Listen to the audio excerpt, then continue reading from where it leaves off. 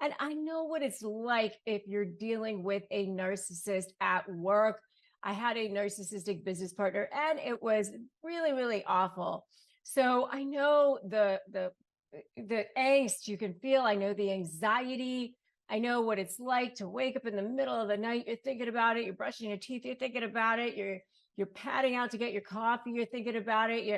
You're walking your dog. You're thinking about it. It's just not, it's awful. You can never get away from it, right? I mean, especially with work, you spend so much of your day at work and you're sitting at your desk and, oh my God, there's that person. You get the email, there's that person. And, if it's your boss, you're thinking, oh God, can I get another job? Or maybe you feel like, this pay is good, or I'm trying to support my family, and or it's this coworker, and it's very, very difficult. There's that email chain that you were left off of, that meeting you were supposed to be at and you're not getting it, and that promotion that maybe you're being left out of. And it can really, really impact your sense of well-being. It can start to impact you physically. It can start to impact you emotionally, spiritually. It can start to impact your home life. And your hair starts falling out, there's rashes, and and team dynamics. And it can really start to impact you in all different ways. And so, maybe it's this other team member that you have that has this constant need for validation. And maybe they're taking credit for your work. Or maybe there's this lack of empathy that they have, this constant disregard for your feelings. And, I remember seeing this boss one time. It wasn't for me, but I remember this particular person, throwing a legal memo down on one of the other attorneys' desks saying, this is the worst piece of S that I've ever seen. And, this is really, it can be actually mentally abusive to work for somebody like that.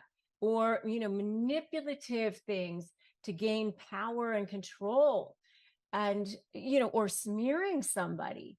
I've seen that happen too, actually start spreading rumors about somebody, this person might have a drug problem, or this person might have an issue at home. They might start saying things like that just because they want to gain some sort of advantage in order to get a promotion or something.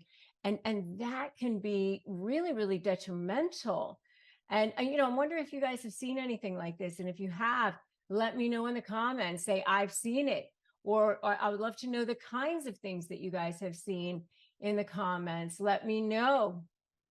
And, if you are trying to deal with this, how do you turn that around? How do you turn that power dynamic around?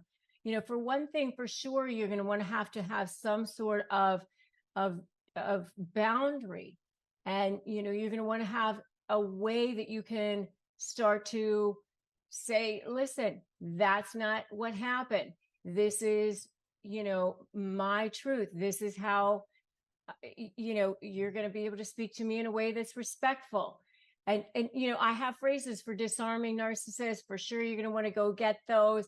Disarmthenarc.com, because no matter what your situation is, it's never okay to speak to a person in a way that's disrespectful, whether it's your boss, whether it's your coworker, even if it's a subordinate, whatever it is.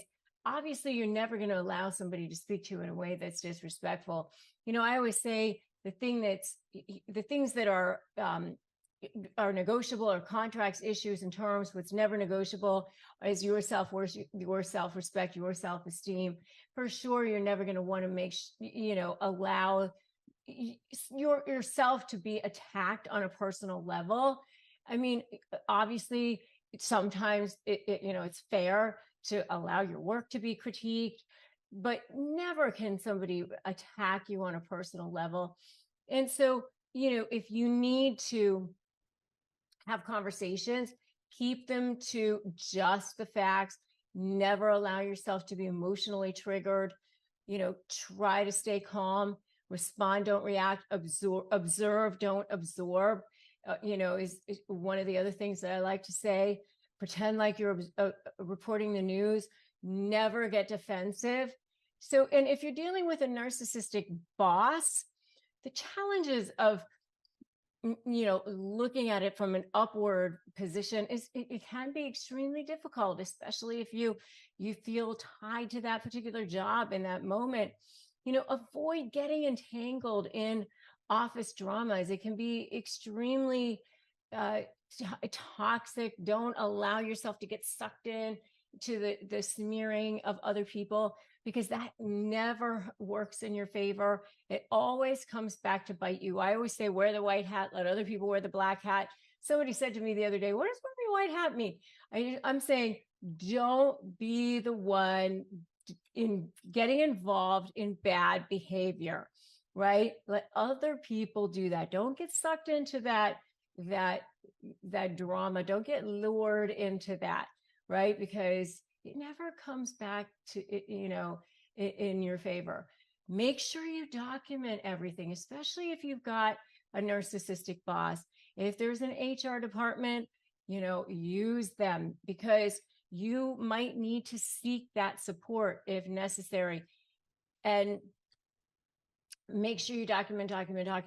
If you can, follow up with email. We just had this conversation. I just want to confirm that this is what was said. Use higher management if necessary. Have meetings if necessary. Communication, one form of communication, email if necessary, has a time and date stamp. It's the least likely to be manipulated. Maintaining professional boundaries, so important. You're going to need a support team, a support system around you. Maybe it's not at work. Maybe it's at home. Maybe it's your family. Maybe it's your friends. Maybe it's therapy. If you don't have access to therapy where you are, we do have a sponsor on this channel, which is BetterHelp, betterhelp.com/Rebecca Zung. We receive commissions on that. It doesn't cost you any extra. We want you to have access to help and support that you can trust. And if you need additional support, our Facebook group, Narcissist Negotiators with Rebecca Zung, there's a link below in the description. Don't do this alone. Do not allow yourself to be isolated, because narcissists will try to gaslight you, and you're going to start feeling like you're going crazy. Don't allow yourself to do that. Keep good records, careful records, so that you know what is important, right? And strategies for clear communication, assertive communication. Disarmthenarc.com. I have 15 key phrases for disarming narcissists. If you need those, grab those. Disarmthenarc.com. Avoid getting into entanglements in the office. Prioritize your self-care, prioritize your mental well-being. So important. And external mentorship and guidance, really, really important as well. If you have a business coach, I know I've had a business coach for the last 15 years who's been extremely important in my life. And, if you have the ability to get one, I always highly recommend that. So if you're navigating dynamics at work, toxic dynamic at work, and you're feeling like you're isolated and alone, use some of the advice that, the pieces of advice that I'm giving you here, because it can really weigh on you. It can start to weigh on you physically. It can start to weigh on you emotionally. It can start to weigh on you spiritually and your soul. So don't allow it to go too long, because it can really affect you in a lot of different ways. All right. So in today's video, we are going to dive into how to bully proof your career by giving you 10 empowering strategies to crush workplace bullying. The first thing that you can do is recognize the signs. Recognize the signs that you are actually being bullied. I was actually bullied as a kid, and I didn't even know that I was being bullied again by this person. I just knew that it didn't feel good being in relationship with this person. Sometimes because it's so covert, it's like death by a thousand cut. You're inadvertently being left off an email. They're just inadvertently forgetting little things about you or being passive aggressive, like saying that they're going to do something and not doing it. It just often starts very, very, very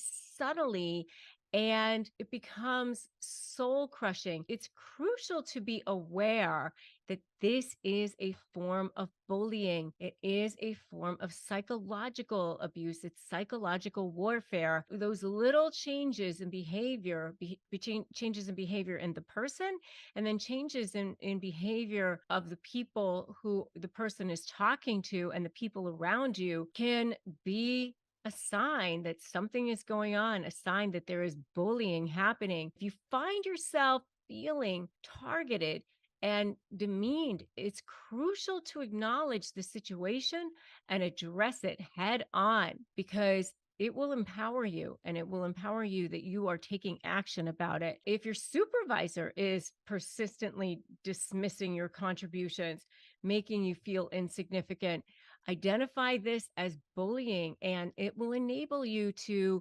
confront this situation and seek out the support that you need to seek out. By the way, I do have a support group. It's Narcissist Negotiators with Rebecca Zung. Please feel free to join that. It's on Facebook. There are a lot of people in there supporting each other. I encourage you to join it. It will definitely help you as well. And by the way, if you need access to therapy and you don't have access to therapy, I also have a sponsor on this channel. It is BetterHelp. You can go to betterhelp.com/Rebecca Zung. It is a sponsor for us, which means we receive commissions on it. You don't pay any extra. I also want you to have access to help and support that you need, that you can trust. The next one is maintain emotional resilience. Developing emotional resilience is essential in overcoming workplace bullying. Remember, you cannot control other people's actions.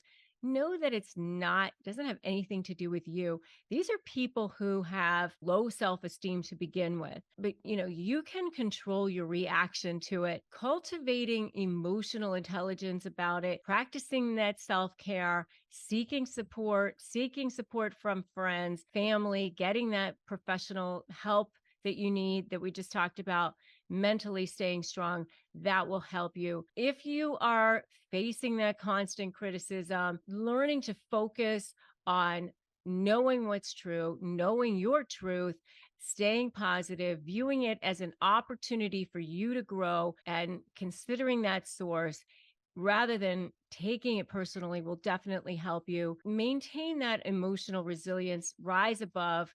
That will help you as well. The next thing that you can do is set boundaries. Establishing clear boundaries is a way to protect yourself in the workplace. Have polite but firm communication and set limits. Let others know when their behavior is crossing the line. It's okay for you to say, this is not okay for me. Let them know that you're not tolerating disrespectful behavior. Don't allow anyone to disrespect you. These are the things that are negotiable: contracts, issues, terms. The things that are not negotiable are your self-respect, your self-esteem, who you are. The next one is number 4, which is document incidents. Write things down, keep a record of any bullying incidents that you experience or that you witness. Detailed documentation will help you present a clear case if you need to report the bullying to human resources or to management. Making sure that you have a comprehensive log of events will always strengthen your position and ensure that your concerns are taken seriously. I have won entire cases on people's documentation. So especially if it is done simultaneously with the incident happening. If a colleague publicly humiliates you during a meeting, jot down something specific that was made at that time. Make sure you do it without bad language. Make sure you do it without the emotion involved. Just factual. The next thing is you want to seek support from other coworkers.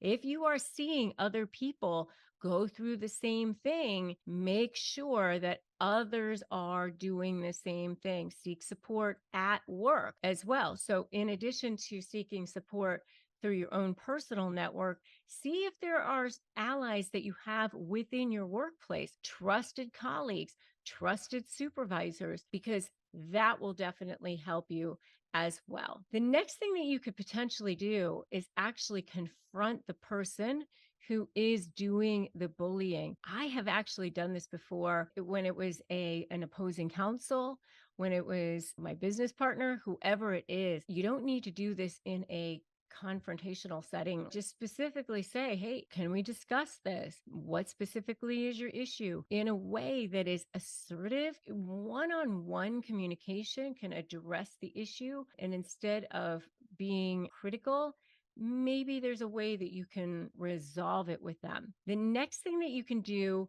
is utilize company resources, if there are any, human resources, if there's a support system, if there's a policy in place. Maybe there's even some sort of an anonymous way that some sort of investigation can be done, or some sort of an anonymous reporting system to ensure that your concerns are heard. If there is, then take advantage of that. If you guys have seen any of this or tried any of this, let me know in the comments and let me know what you have found helpful so far. The next one is focusing on your own personal growth. You know that they're not going to change. You have to change you. No one's going to knock on your door and say, hey, I'm going to take care of them for you. I'm going to go beat them up for you or whatever. You have to come and work on you. By you showing up and standing in your power, it will actually transform them. In a lot of ways, you tell people how to treat you. I love the saying that if you don't want to be a doormat, get up off the floor. It is so interesting when you start showing up differently, people start treating you differently as well. Start reading things on personal growth, start attending workshops on conflict resolution, start building your ability to address these situations differently, enroll in courses, watch these videos, that sort of thing. It will help you. The next thing is to stay true to your values, stay true to who you are, start visualizing who it is that you want to be and start being that person. I have very often started saying things like, I am confident, I am strong. Just really authentically know who you are. Just knowing that authentic power always beats counterfeit power every single time. And if someone pressures you to start getting into that mud with them, you don't go there. Don't compromise your own integrity. Standing firm in that will help you tremendously as well. Finally, certainly always know when to consider external opportunities also. I wouldn't say always go ahead and run. I wouldn't think of it as running away from, as walking toward other opportunities. It's really important to say, I'm not making my current situation wrong. I'm creating something new that's right for me. If you think of it in terms of that, it will make things so much better for you. Being in gratitude about your current situation will ensure that you don't repeat the same patterns or the same energy.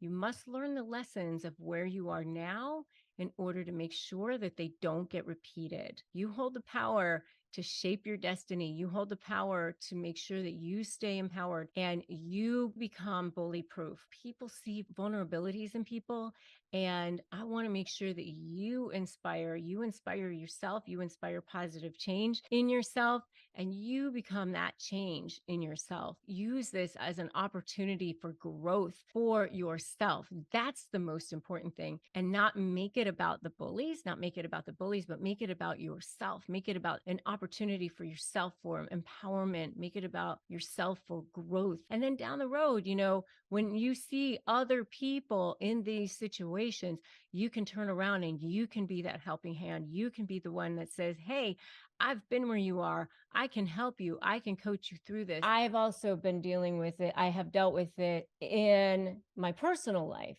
I had a covert narcissistic business partner, and the excuses that they come up with are just insane to me. And it's really, really pretty difficult and crazy, and they make you feel like you're crazy. And especially when you're dealing with a covert narcissist, because the rest of the world thinks that they are wonderful. The rest of the world thinks that they're charming. So you don't want to bring up to the rest of the world what's going on a lot of the times, because when you do, a lot of the times people think, well, maybe it's not so bad. Maybe it's inadvertent. Maybe it was a mistake. Maybe they didn't mean to, those kinds of things. Or maybe they meant for that to be nice. There's so many different things that happen. So you get to a point where you just don't want to really bring it up to other people anymore, but yet you're literally, the life is being drained out of you one moment at a time, one item at a time, one thing at a time, So I just wanted to highlight this for you, because not as a let's pile on and talk about how bad narcissists are, but really more so that when you hear these things, it will help you to see you're not actually crazy, that these things actually do exist. They do these things to make you think you're the one who's crazy. Then you can start to go, wow, this is actually happening. This person is a narcissist, or maybe even a covert narcissist. It will help you start to heal. You can start to break free. You can actually start to take control of your life, and you can start to then create boundaries and shift that dynamic, and then start to create a plan for your life to move forward. I say step 1, don't run. Step 2, make a U-turn. Step 3, break free. But you have to stop that conditioning, then turn it around, and then break free. I always say, you're shifting that paradigm, you're turning it around. In order to turn that ship around, turn it around, you've got to figure out what it is that you're dealing with first, right? You can't do that without knowing what it is that you're dealing with. You've got to be able to identify it. You've got to be able to see it first. Okay, so that's the purpose of me making videos like this, because I don't want you to think, oh, let's just trash talk narcissists, because that's not really helpful to you. It's helpful to you to be able to identify what it is that you're looking for, so that you can then become empowered with the information and start to live into your purpose and break free. So number 1 is they'll say, I have to work. A lot of times they'll say, I would love to. I want to help you, but I can't. I have to work. And what's crazy about this one is you'll see that maybe they didn't have to work, or that they did have the opportunity to help you beforehand or after, or maybe you find out they didn't necessarily have to work that particular day, or they didn't have to work as long, or maybe they could have given you some extra time at that time. There's something passive aggressive about it. Like when they say they have to work, maybe they could have stopped on their way, like maybe you want them to stop and pick up a prescription for you on the way to your work, or on the way home from work, or something like that. But they'll say, I can't, I have to work. And you know that there's an opportunity where they could help you, but they just say they can't. I have to work. It's an excuse that they use. It's an opportunity for them to tell you that they don't care about you, because that given a will, there would be a way.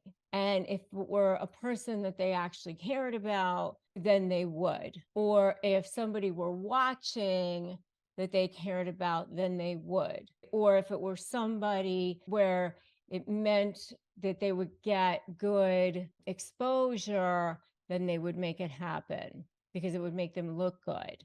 Then they would, And so when they say these things, that it really is just an excuse. Okay. So that's number one, because you just know that they just don't want to.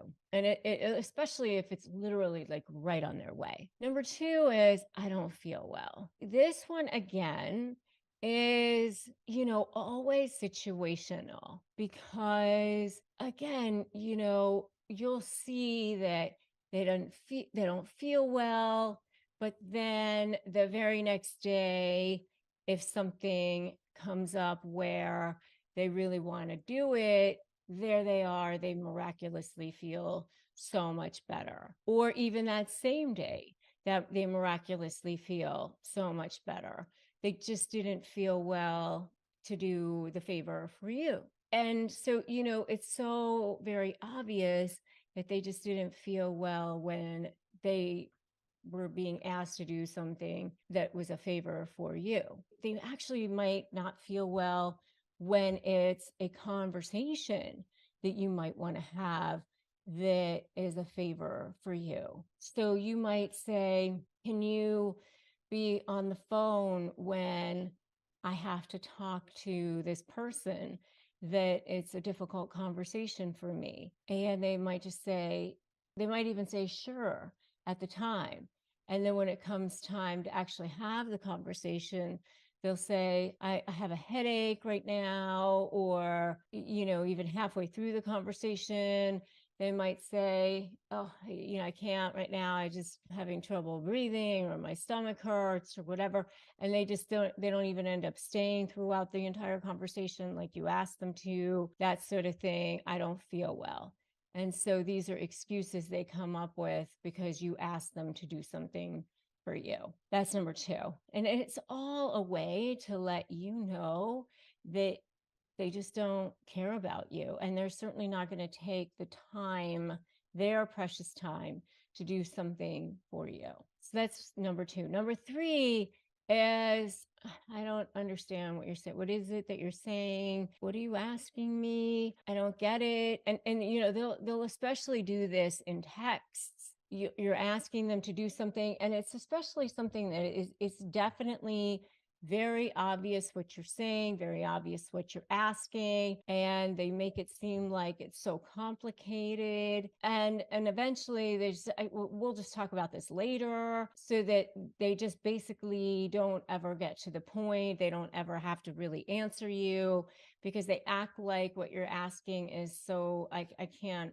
get this right now. We'll just talk about this another time. I'm doing something right now. Can we, I don't understand what you're saying. We'll talk about this later. And so you basically just don't ever get an answer right at that moment. So that's another excuse that they'll give. Number four is they'll say, yes, I will do it. And then they just don't. And that's one of the more frustrating ones, because that's a super passive aggressive move. They just don't do it. And then you end up in this quandary of, do I go back and nag them? How many times do I nag them? And then you go back and you nag them. This is especially difficult if you are a business partner of this person, because you go and you say, where is the thing that you said you're going to do for me? And they say, oh, well, I'm going to be getting to that. And sure. And, I just had other things come up this week. I will be getting to it. I didn't forget about you. And then more weeks go by, and then they don't. And so that's another sort of thing. It's not even an excuse. It's just, they just don't, which is a super passive aggressive, narcissistic move. That's number 4, very classic covert narcissist move, by the way. Saw that a lot in the narcissistic business partner. Number 5 is I never got your text. I never got your message. So that's another excuse that they come up with when you ask them for favors. Oh, I never saw that. I never got your email. It must have gone into my spam. I definitely would have done it for you. You should have let me know. You should have called me. I definitely would have if I had known. Surely, absolutely, I would have been there for you. So, just never got it. So, if you've seen any of these so far, give me a so true in the comments. So true. So true, right? Number 6 is sort of like number 1, but number 6 is it's out of my way. Number 6 is I would do it, but it's out of my way. It's out of my way. Even though it's not out of the way, that it's not out of their way, but it's out of my way. I don't have time. So, I can't do this for you because it's, out of my way. I can't make the time. I have to go to this place. I have to get right there. And it's out of my way at that time. Number 7 is the absolute perfect narcissistic response. Number 7, you never help me when I ask, right? Because all relationships are, narcissistic relationships are transactional. It has to be, you scratch my back, I scratch yours. And it's even worse than that because for a narcissist, it's got to be, you got to do way more for me before I give you a little crumb, and I don't even want to have to give you the crumb, but, I'm only going to do the crumb for you because if I don't give you the crumb, then you probably won't continue to give me the entire loaf of bread. So I'll give you the crumb, right? So you never help me when I ask is the massive, huge excuse that narcissists give when you ask them for any kind of a favor. And that's why you end up feeling completely and totally depleted, but they're still empty. They're still starving. They're still desperate. They're still gasping for breath, because it's like this black hole inside of them. That's this, thing that can never be filled. They need an endless amount of that narcissistic supply.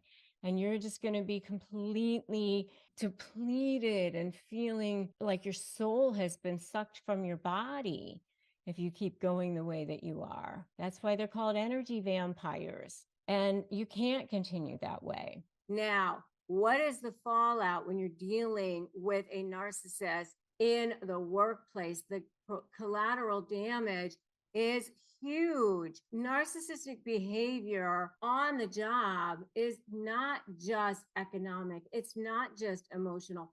Just one narcissist can be that proverbial one apple that can make all of them rotten. Seriously, I have seen it happen. I've seen it happen as an employer. Frankly, you have that one bad apple in there, that one person who's pitting everybody against everybody, who's bringing the morale down. And then what happens is that it causes less productiveness within everybody. It's causing now, if you have to get rid of that person, how much does it cost you to have to replace that person? And over time, teams don't want to work with each other, having to deal with the short term, the long term fallout as a manager, as a team member. Organizational fallout, the impact can be quite huge. Now, what is it you're looking for? What are the red flags? What kinds of things should you be seeing? Or should you be looking for, as an employer? Red flags. Narcissists have a grandiose sense of self. So they want all of the attention to be on themselves at all times. They end up taking credit for other people's work. They are unwilling to work in teams oftentimes. They require an excessive level of praise. I remember one time when I was interviewing somebody for a job, and that person right in the interview process said to me, I'm great to work with. I love helping people. I love, saying all the right things. But then she said, only thing I require is I need a lot of praise. I require lots and lots and lots of praise and adoration. I thought, this is not the person for this organization. I mean, if they tell you that right up front, heed the signs. Heed the warning signs. Remember, when people tell you who they are, believe them the first time, right? If they won't take feedback, if they're extremely defensive, it's always somebody else's fault. It's always a problem. If they're unwilling to take responsibility for their actions, for their screw ups, for their problems, they didn't do something on time. They didn't deliver when they were supposed to. They didn't follow through when they were supposed to. Those sorts of things. And it's always somebody else's fault. They had a family funeral. They had something. Someone else didn't get them the things on time. It was always something. You start to see people pitting people against each other. You see problems everywhere this particular person goes. That's where a problem is. You heard that this person said something bad about this person, or this person is not a team player. Back to kindergarten. Does not work well with others, doesn't play well in the sandbox. That's a red flag as well. Doesn't have empathy for others, doesn't seem to care about other people in the organization, literally doesn't, seem to worry about what's happening with other people in the organization. Or if you're talking about a boss, does the boss seem to care? I mean, I remember there was a boss that I worked for one time. Wasn't me that had the situation, but somebody else that I worked for was a single parent. And this particular boss didn't care about what was going on, and even told that single parent to get a cab for her children to take them to the doctor one time, because she didn't want that single parent to be away from the office when her children were sick. That is a sign of a person who may not have empathy, who may not care about the employees. Exhibiting signs of those sorts of narcissistic behavior can be a problem. These are the kinds of things that ultimately down the road are going to bring down the morale, and that are going to cause almost like a cancer within the whole organization. And if you guys have seen any of this, I'd like to know, but I've seen it in the comments. And I'd love to know what other kinds of problems you've seen. It can be super pervasive within all sorts of organizations, and very, very, very toxic. And so you've got to go in, you've got to root out that problem, and you've got to do it as soon as you see it. And then you've also got to train other people in your organization to be able to see what's going on, so that you can help arm them with the right solutions and with the right skills to be able to handle this, to be able to deal with this, so that they can gain some clarity on this, so that they can learn how to speak, so that they can be given the phrases, so that they can know how to establish strong, healthy boundaries. You know what I say? Step 1, don't run. Step 2, make a U-turn. Step 3, break free. And, one of the other things I so often say is, what's negotiable? Contracts, issues, terms. What's not negotiable ever is your self-worth, your self-esteem, who you are. Narcissists are so much more afraid of you than you are of them. So if you stand in your power, if you stand up to them, if you know who you are, if you know how to be strong and in your healthiness whole and complete, they will shrink. They will respect you. That's like a kryptonite to a narcissist. But you've got to know how to do that. And you've got to be able to know how to keep that going in your organization, or it's going to cost the organization so much money. Learning how to keep that difficult employee in check and keeping your organization free from that person so that you can keep the organization overall healthy and strong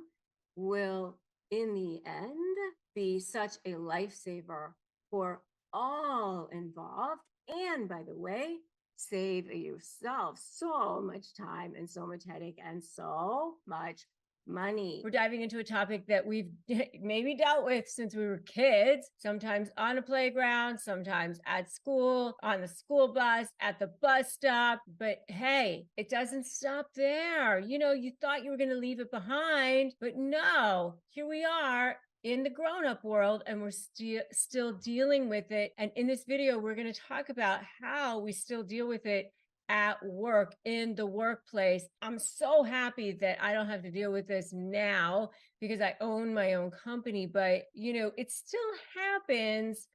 Sometimes I see it when I'm dealing with people in contract negotiations or tangentially. At least I don't have to deal with it within my own company, but I still see it. I still feel the effects of it sometimes, but at least now I know authentically who I am, but it doesn't make it any more fun. So the first one that often happens is, that whole sticks and stones will break my bones, but names will never hurt me. But that's not true. Names hurt you over and over and over again. And so that very first one is verbal bullying. Verbal bullying is where, what do you think? That person uses those names, that harsh language, those insults, that ridicule, demeaning language to belittle you, to intimidate you, to come after you. They might right out call you stupid or whatever, but they might just try to cut you down in some way. Their goal is to undermine you, to undermine your confidence. And it could be your boss. It could be a coworker. It could be a colleague. It could be even somebody underneath you, as far as a subordinate, but it still doesn't make it any less hurtful. Even if it's a subordinate to you, it doesn't make it any less hurtful, right? Impact of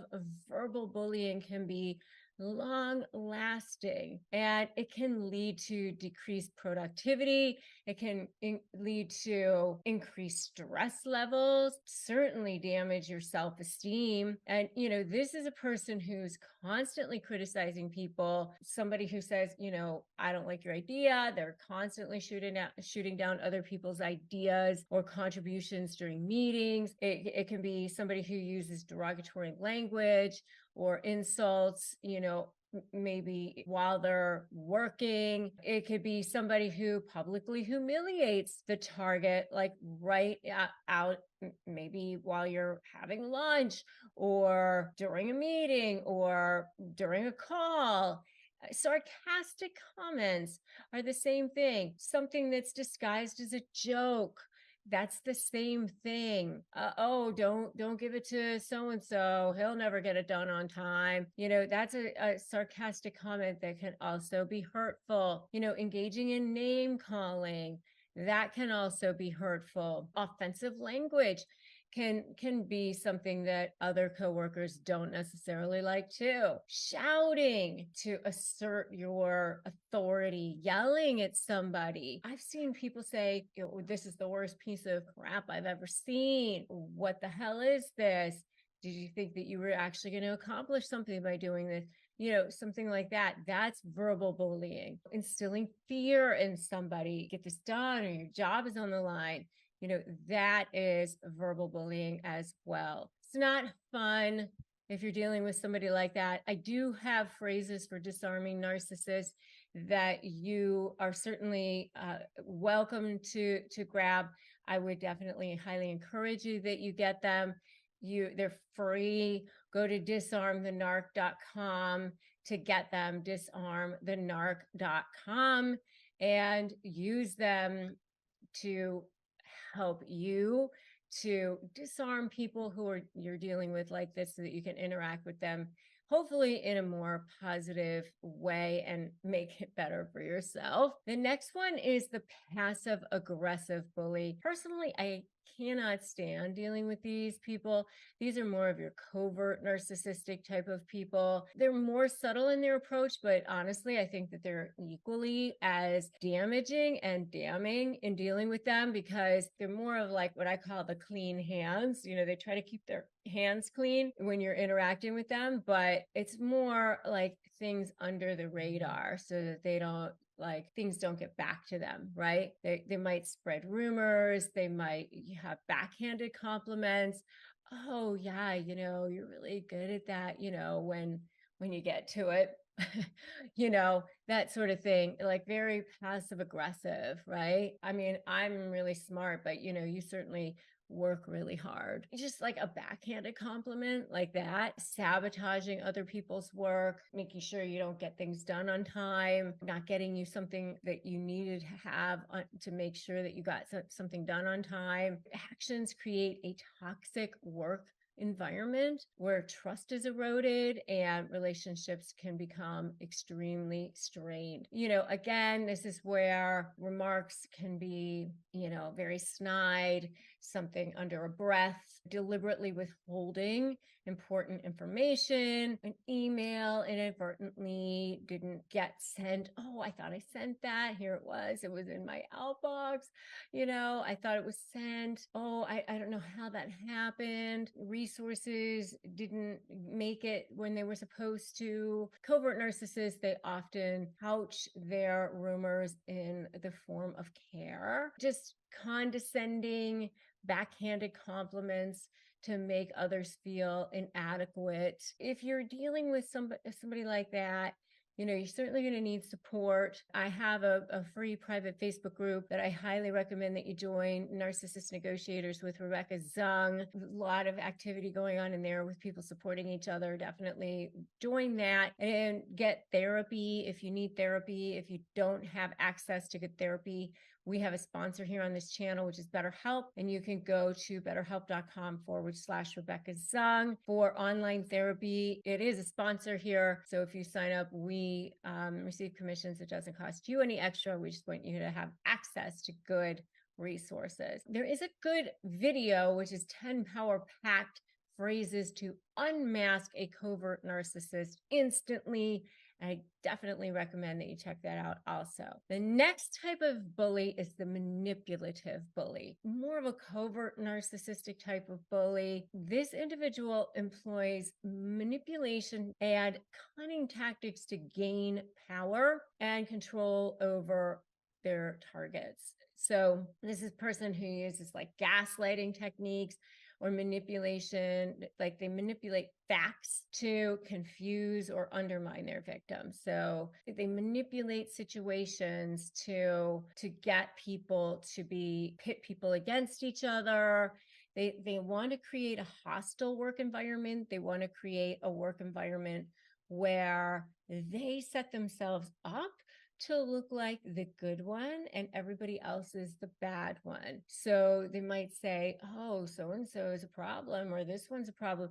And they make it seem like everybody else is maybe talking about each other. So they get people to be mad at each other, but they're the good ones. Or they might take credit for somebody else's work to the boss, and they don't give proper recognition to whoever should have gotten recognition. They just use manipulative tactics to create conflicts.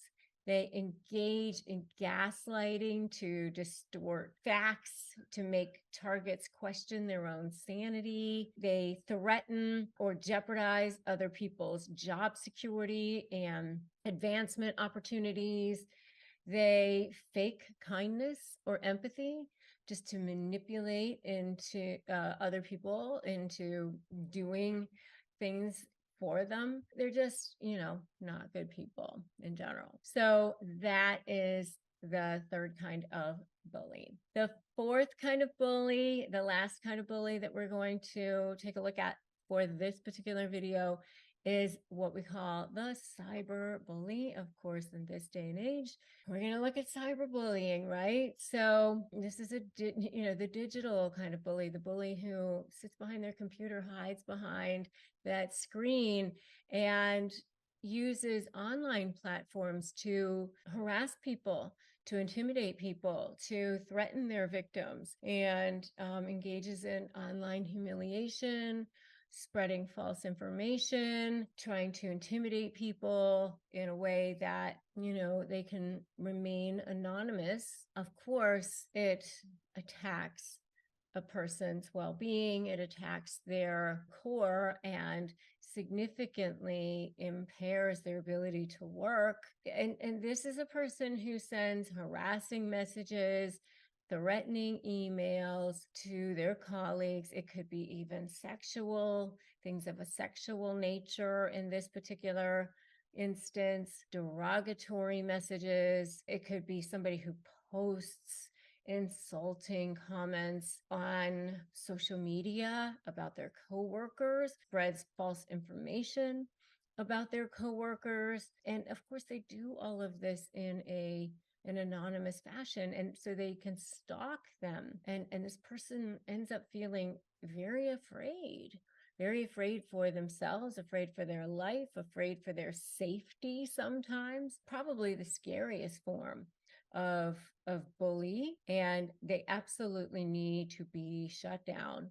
So I want you to put that in the comments right now. Shut them down, shut them down. So those are the 4 types of workplace bullies that I'm going to talk about in this particular video. Let's talk about narcissists. How do you spot them? I mean, there's so many different kinds. I'm telling you, I didn't know myself. I only dealt with a covert passive aggressive narcissist after I had built this massive, huge law practice, this successful law practice. And then I went into an entrepreneurial endeavor with somebody who turned out to be a covert passive aggressive narcissist who was a female. I didn't even know that women could be narcissists. It was a business partnership for me. So there's a spectrum of narcissism, and all the way at the end of the spectrum is narcissistic personality disorder. But it's a person who feels totally and completely empty inside. It's a person who feels like they need to get all of their feeling of value from external sources. So inside, they've got this black hole inside of them, and they're constantly trying to fill it from external validation. That's, what's really going on, because they've got this shame, this deep sense of shame. And so this external validation is what we call narcissistic supply. It can be what we call, what I call diamond level supply, which is how they look to the world. And it's like their image. And it can be prestigious friends, and it could be cars, and it could be money, it could be big houses, it could be all that sort of thing. Or it could be what I call coal level supply, which is pushing people down to make themselves feel better. So that could be degrading people, controlling people, making people feel, small, so that they feel bigger, passive aggression, that sort of thing too. So malignant narcissists are, a person who has more of an overlay of, antisocial personality disorder, that sort of thing. But a covert narcissist, is different from an overt narcissist in the sense that, an overt narcissist is that what I call the garden variety narcissist. That's the person who, kind of fills the room, demands the best table, is that impulsive person, that person who is the one that everybody thinks of when you think of a narcissist, sort of bragging about everything, demanding, the out there one who's sort of in your face, interrupting you, and right in your face. Whereas the covert narcissist is not the aggressive one. That's the one who doesn't necessarily have that overinflated, in your face sort of personality. The covert narcissist, on the other hand, is more passive aggressive. They're more of a victim nature. They're going to be more of the oh, it's not fair. And, they might appear very, very nice. They might appear very, very kind. Everybody thinks that they're wonderful. And they're more going to be, the inadvertent, leaving you off the email chain. Oh, I can't believe I did that. Oh, I don't know how that happened. I can't believe I forgot that. They might smear you, but they put it in terms of care. Oh, I'm so worried about somebody. I'm so worried about Susie and her drinking. I'm just concerned. I'm just concerned for her, that sort of thing. But it's more that underlying security, that underlying rage, that jealousy is just right underneath that surface. They are much more likely to seem like a victim, seem like a person who everybody wants to take care of.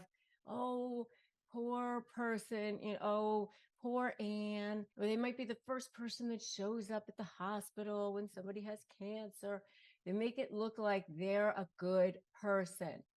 But just underneath that surface is that underlying thing. And everybody else thinks they're wonderful. So if you're their target, if you are their victim, then it makes it all that much harder to get people to understand what's going on, because it's sort of death by a thousand cuts. And people might say, oh, but they're so nice. It was probably inadvertent. And the things that they do have an element of plausible deniability about them, because they act like, oh, I must have forgotten that, or I didn't mean that. I didn't mean to leave you off of that email chain. I don't know why you didn't show up for that meeting, that sort of thing. So it's a much more difficult situation, whereas the grandiose narcissist is much more in your face. And when you're dealing with them in court, they're going to be the ones who are more likely to ignore court orders, file false pleadings, that sort of thing. So if you're dealing with them at all, it's all very, very difficult. You're definitely going to want some support, and you're going to want to have people around you. So join my free private Facebook group, Narcissist Negotiators. If you are needing some phrases, something at the ready to help you, make sure you grab those at disarmthenarc.com, and so that you have some handy phrases to help you when you're writing emails, when you're writing your text messages. You're standing there talking to them, and you're like, oh my God, what do I say? Disarmthenarc.com is a good place for you to start. I know that you probably have seen some of these things, and if you have seen them, give me a totally in the comments, and let me know if you've seen them. If you need access to therapy, betterhelp.com/Rebecca Zung is a good place to start with that as well. It's a sponsor that we have here on this channel. We receive commissions on that. It doesn't cost you any extra. It's just some additional resource for you, so that you can have access to some resources that have been vetted. It's not you. It's their need for control, their need for to fill that void that's inside of them. That's why they call them energy vampires. That's why they go through all of these charades to make themselves feel better, because they have this deep-seated shame that's inside of them, and they're trying to cover up their manipulations. It's a result of trauma from their childhood, which is actually something that I talk about in my book, Slay the Bully, How to Negotiate with a Narcissist and Win, which you can check out at slaythebully.com. I really do invite you to make sure that you are continuing your education, continuing your journey in getting the information that you need, because the power of knowledge against narcissism, the power of understanding, will help to protect you, put that invisible shield down around you. I would say step 1, don't run. Step 2, make a U-turn. Step 3, break free. That's kind of the first part of my SLAY method, that first part of the strategy. And when you're creating that vision and that action plan, because knowing that you have a framework to deal with them helps you so much when you're just starting to make those first baby steps, right? So if you like this video, give it a like, give it a share, make sure other people have access to this information too.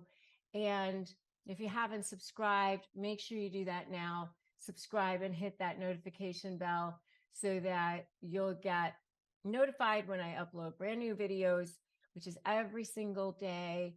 I enjoy making sure that you have access to information.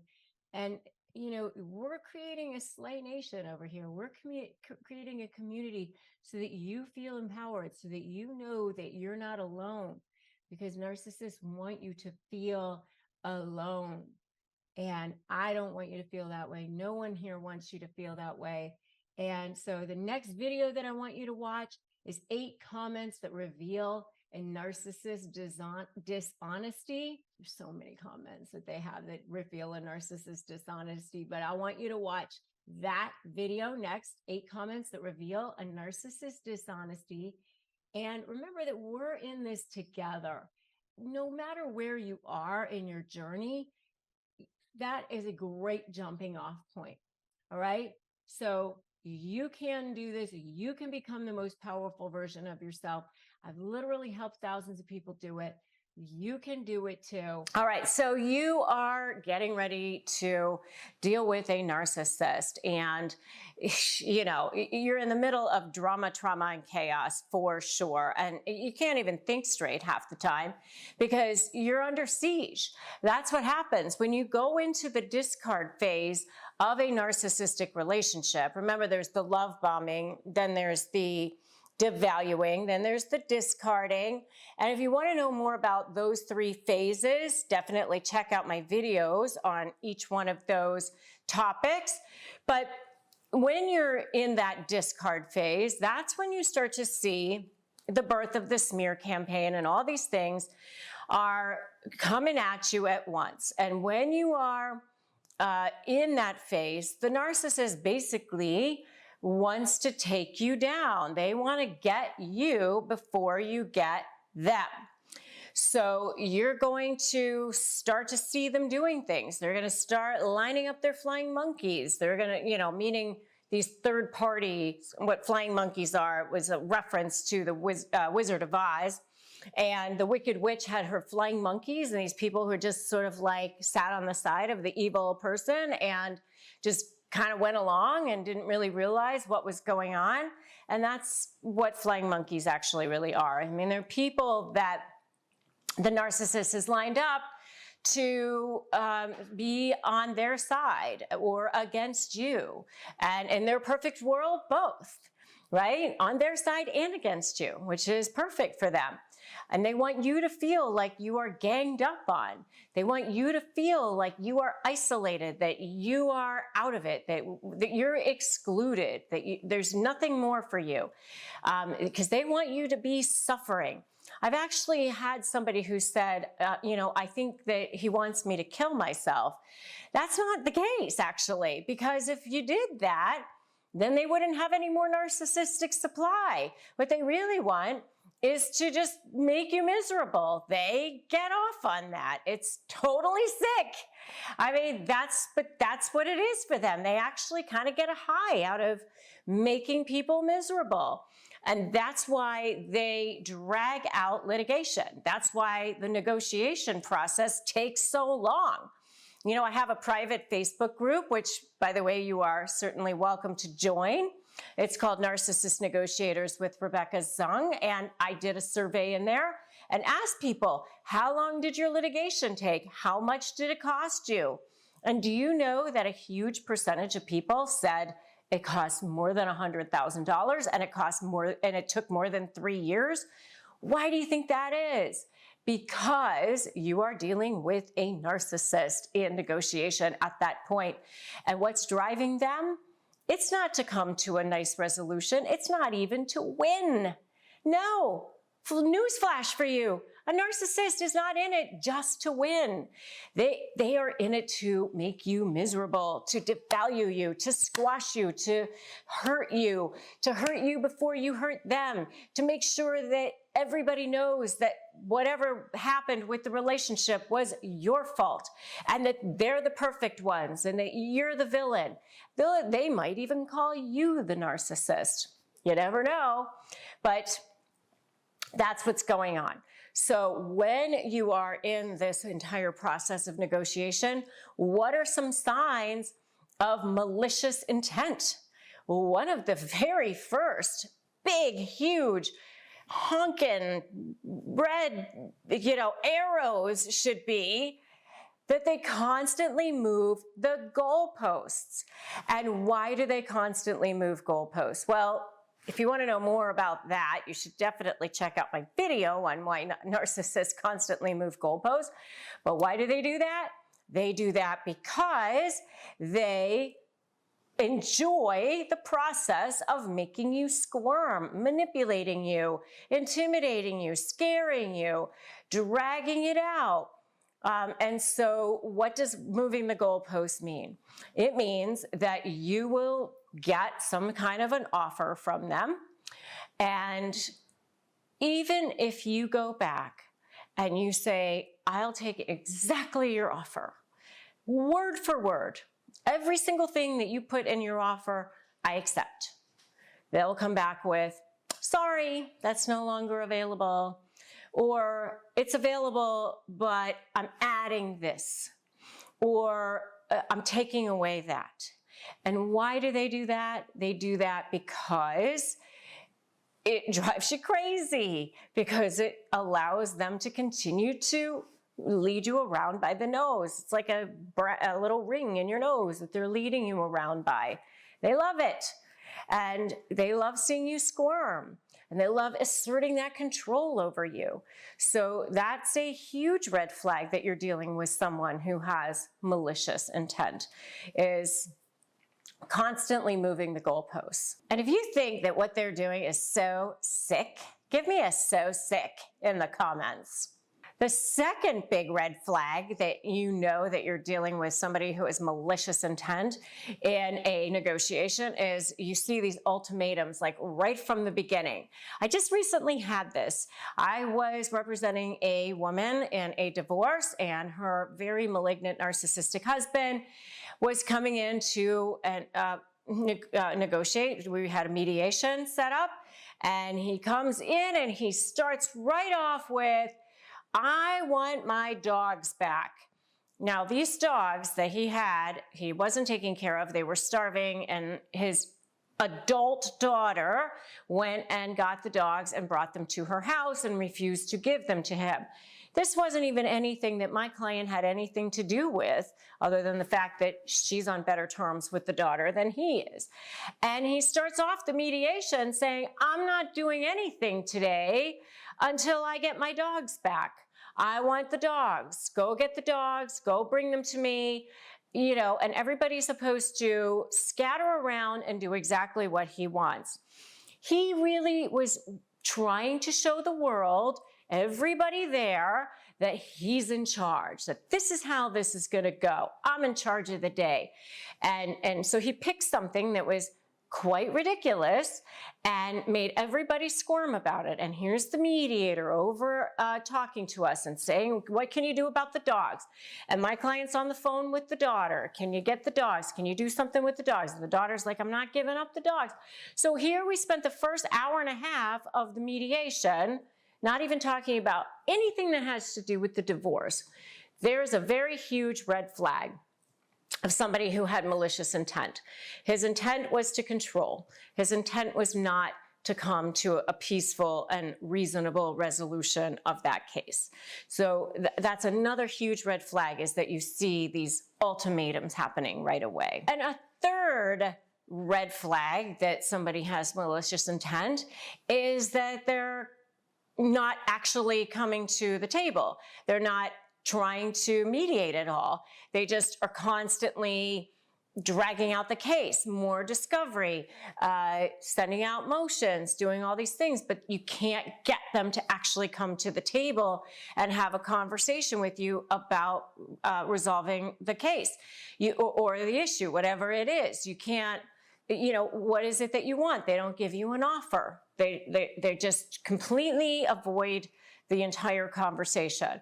There's another example of malicious intent. All right, so you are getting ready to deal with a narcissist, and you're in the middle of drama, trauma, and chaos for sure, and you can't even think straight half the time because you're under siege. That's what happens when you go into the discard phase of a narcissistic relationship. Remember, there's the love bombing, then there's the devaluing, then there's the discarding. And if you want to know more about those three phases, definitely check out my videos on each one of those topics. But when you're in that discard phase, that's when you start to see the birth of the smear campaign, and all these things are coming at you at once. And when you are in that phase, the narcissist basically wants to take you down. They want to get you before you get them. So you're going to start to see them doing things. They're going to start lining up their flying monkeys. They're going to, meaning these third party, what flying monkeys are was a reference to the Wizard of Oz. And the Wicked Witch had her flying monkeys, and these people who just sort of like sat on the side of the evil person and just kind of went along and didn't really realize what was going on. And that's what flying monkeys actually really are. I mean, they're people that the narcissist has lined up to be on their side or against you. And in their perfect world, both, right? On their side and against you, which is perfect for them. And they want you to feel like you are ganged up on. They want you to feel like you are isolated, that you are out of it, that you're excluded, that there's nothing more for you, because they want you to be suffering. I've actually had somebody who said, I think that he wants me to kill myself. That's not the case, actually, because if you did that, then they wouldn't have any more narcissistic supply. What they really want is to just make you miserable. They get off on that. It's totally sick. I mean, that's what it is for them. They actually kind of get a high out of making people miserable. And that's why they drag out litigation. That's why the negotiation process takes so long. I have a private Facebook group, which, by the way, you are certainly welcome to join. It's called Narcissist Negotiators with Rebecca Zung, and I did a survey in there and asked people, how long did your litigation take? How much did it cost you? And do you know that a huge percentage of people said it cost more than $100,000 and it took more than 3 years? Why do you think that is? Because you are dealing with a narcissist in negotiation at that point. And what's driving them? It's not to come to a nice resolution. It's not even to win. No, newsflash for you. A narcissist is not in it just to win. They are in it to make you miserable, to devalue you, to squash you, to hurt you before you hurt them, to make sure that everybody knows that whatever happened with the relationship was your fault and that they're the perfect ones and that you're the villain. They might even call you the narcissist. You never know, but that's what's going on. So when you are in this entire process of negotiation, what are some signs of malicious intent? One of the very first big, huge, honking red, arrows should be that they constantly move the goalposts. And why do they constantly move goalposts? Well, if you want to know more about that, you should definitely check out my video on why narcissists constantly move goalposts. But why do they do that? They do that because they enjoy the process of making you squirm, manipulating you, intimidating you, scaring you, dragging it out. And so what does moving the goalpost mean? It means that you will get some kind of an offer from them. And even if you go back and you say, I'll take exactly your offer, word for word, every single thing that you put in your offer, I accept. They'll come back with, sorry, that's no longer available. Or it's available, but I'm adding this. Or I'm taking away that.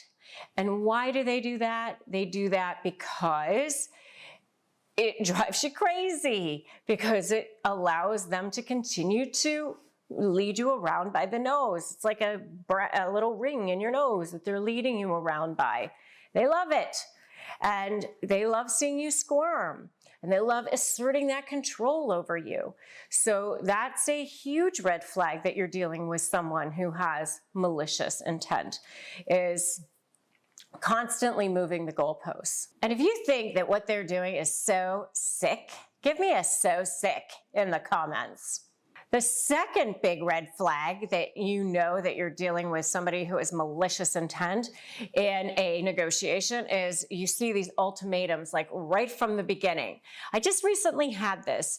I was representing a woman in a divorce, and her very malignant narcissistic husband was coming in to negotiate. We had a mediation set up, and he comes in and he starts right off with, I want my dogs back. Now, these dogs that he had, he wasn't taking care of. They were starving, and his adult daughter went and got the dogs and brought them to her house and refused to give them to him. This wasn't even anything that my client had anything to do with, other than the fact that she's on better terms with the daughter than he is. And he starts off the mediation saying, I'm not doing anything today until I get my dogs back. I want the dogs. Go get the dogs. Go bring them to me. You know, and everybody's supposed to scatter around and do exactly what he wants. He really was trying to show the world, everybody there, that he's in charge, that this is how this is going to go. I'm in charge of the day. And so he picked something that was quite ridiculous and made everybody squirm about it. And here's the mediator over talking to us and saying, what can you do about the dogs? And my client's on the phone with the daughter. Can you get the dogs? Can you do something with the dogs? And the daughter's like, I'm not giving up the dogs. So here we spent the first hour and a half of the mediation not even talking about anything that has to do with the divorce. There's a very huge red flag of somebody who had malicious intent. His intent was to control. His intent was not to come to a peaceful and reasonable resolution of that case. So that's another huge red flag, is that you see these ultimatums happening right away. And a third red flag that somebody has malicious intent is that they're not actually coming to the table. They're not trying to mediate at all. They just are constantly dragging out the case, more discovery, sending out motions, doing all these things, but you can't get them to actually come to the table and have a conversation with you about resolving the case or the issue, whatever it is. You can't, you know, what is it that you want? They don't give you an offer. They just completely avoid the entire conversation. There's another example of malicious intent.